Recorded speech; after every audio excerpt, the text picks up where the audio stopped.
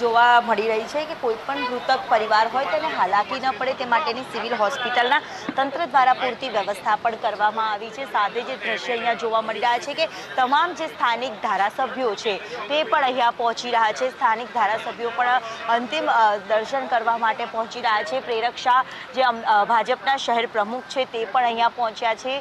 સાથે જ વહેલી સવારથી જ જગદીશ વિશ્વકર્મા, આરોગ્ય મંત્રી ઋષિકેશ પટેલ સહિતના તમામ લોકો પણ અહીંયા પહોંચ્યા છે અંતિમ તેમના દર્શન કરવા માટે। તેમના જે વિજય રૂપાણીના પરિવારજનો છે તે થોડીક જ વારમાં અહીંયા અમદાવાદ સિવિલ હોસ્પિટલ પહોંચશે અને ત્યાં તેમના અંતિમ દર્શન કર્યા બાદ તેમનો નશ્વર દેહ છે તે રાજકોટ લઈ જવામાં આવશે। મહત્વનું છે કે રાજકોટ કઈ રીતે અને તાત્કાલિક ધોરણે લઈ જવામાં આવે તે માટેની પૂરતી વ્યવસ્થા છે તે કરવામાં આવી શકે છે અને તે જ પ્રકારનું પાયલોટિંગથી લઈને પૂરતો પ્રોટોકોલ જે મૃતદેહ લઈ જવાનો હોય તે પણ કરવામાં આવશે।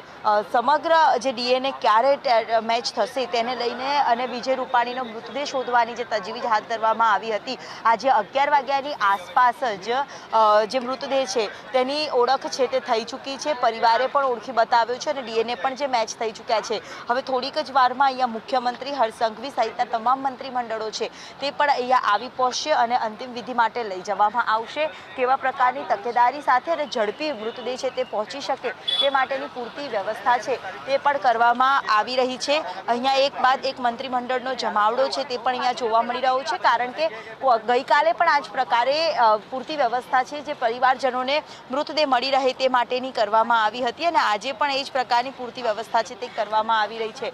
પ્રોટોકોલ પ્રમાણે મૃતદેહ લઈ જવામાં આવે, કદાચ અમદાવાદ એરપોર્ટથી પણ લઈ જવામાં આવે તેવી સંભાવનાઓ છે તે જોવા પ્રબળ મળી રહી છે। અમદાવાદ એરપોર્ટથી સીધા જ રાજકોટ લઈ જવામાં આવશે તેવી શક્યતાઓ અત્યારે હાલ પ્રબળ છે તે જોવા મળી રહી છે કારણ કે એરપોર્ટ ઓથોરિટીને પણ તે પ્રકારની સૂચના છે તે આપી દેવામાં આવી છે। અત્યાર સુધીમાં જે મૃતદેહ કઈ જગ્યાએથી અને બાય રોડ લઈ જવો કે પછી ચાર્ટર્ડમાં લઈ જવો તે બાબતની ચર્ચા હતી પરંતુ પ્રબળ જે શક્યતાઓ છે તે ચાર્ટર્ડમાં તાત્કાલિક તેમને રાજકોટ નિવાસ સ્થાને લઈ જવામાં આવે તેવી વ્યવસ્થા છે તે કરવામાં આવી છે। મહત્વનું છે કે અમદાવાદમાં પ્લેન ક્રેશ જે થયું હતું જેમાં અનેક લોકોના મૃત્યુ થયા હતા જેમાં વિજય રૂપાણી પણ ત્યાં લંડન જવા માટે તેઓ નીકળ્યા હતા અને તે દરમિયાન જે પ્લેન ક્રેશ થતાં મૃતદેહ ઓળખવાની જે હાલાકી તમામ લોકોને પડી હતી તેમની બહેનના ડીએનએ છે સેમ્પલ લેવામાં આવ્યા હતા। જે ડીએનએ સેમ્પલનો જે રિપોર્ટ આવી ગયો છે સેમ્પલ મેચ પણ થઈ ગયા હતા અને જે બાદ હવે તેમના નશ્વર દેહને પરિવારને સોંપવામાં આવશે અને ત્યાં તેમની અંતિમ વિધિ છે તે રાજકોટ ખાતે કરવામાં આવશે।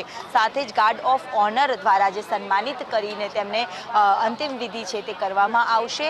મહત્વનું છે કે એક તરફ ભારતીય જનતા પાર્ટી નહીં પરંતુ દેશભરમાં અને ગુજરાતભરના જે પૂર્વ મુખ્યમંત્રી જે રહી ચૂક્યા છે તેને લઈને સૌ કોઈમાં એક શોકનો માહોલ છે। એક બાદ એક જે મૃતદેહ છે તે અહીંયા લઈ જવામાં આવી રહ્યા છે અને એ જ અહીંયા જે દ્રશ્ય જોવા મળી રહ્યા છે મૃતદેહ અહીંયા જે લઈ જવામાં આવ્યો છે જે સીધા જે દ્રશ્ય વિજય રૂપાણીના નશ્વર દેહ જે છે તે અહીંયા મૂકવામાં આવી રહ્યો છે, કોફિનમાં પેક કરીને મૂકવામાં આવી રહ્યું છે।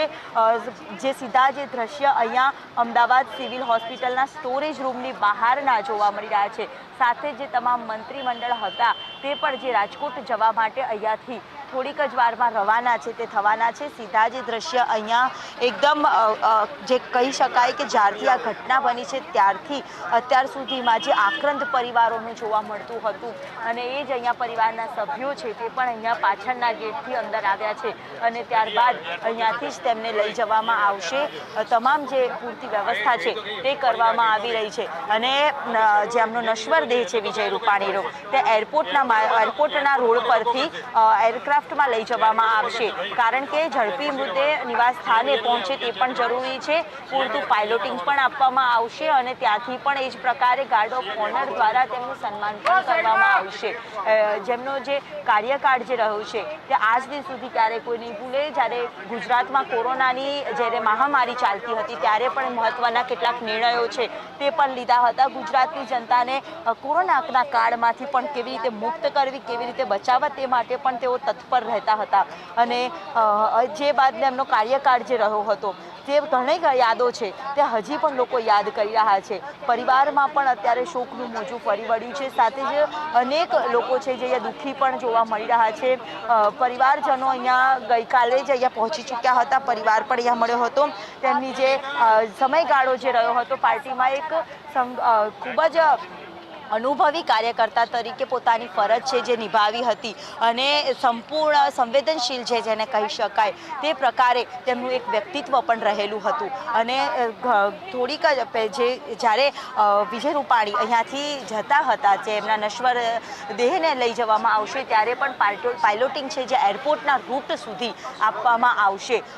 અશ્રુભીની શ્રદ્ધાંજલિ છે જે દરેક મંત્રી દ્વારા અહીંયા આપવામાં આવી રહી છે. ભાજપના મોટી ભાગના કાર્યકર્તાઓ પણ અહીંયા જે અંતિમ દર્શન કરવા માટે પહોંચ્યા છે. પ્રોટોકોલ પ્રમાણે દરેક મૃતદેહ પોતાના પરિવારજનોને સોંપવામાં આવ્યો હતો અને આજે 11 વાગ્યાની આસપાસનો જે સમય હતો તે દરમિયાન ડીએનએ મેચ થઈ ગયા હોવાના જે સમાચાર જે સામે આવ્યા હતા.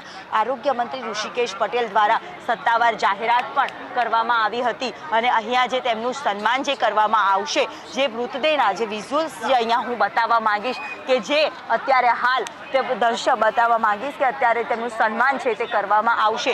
અહીંયા સંદીપ કેમેરામેન છે એને કહેવા માંગીશ કે આ દ્રશ્ય બતાવે કે જે એક બાદ એક જે કોફિનમાં મૃતદેહ છે તે લઈ જવામાં આવતો હોય છે અને એ જ મૃતદેહ અહીંયા પૂર્વ મુખ્યમંત્રી વિજય રૂપાણીનો અહીંયા લઈ જવામાં આવી રહ્યો છે.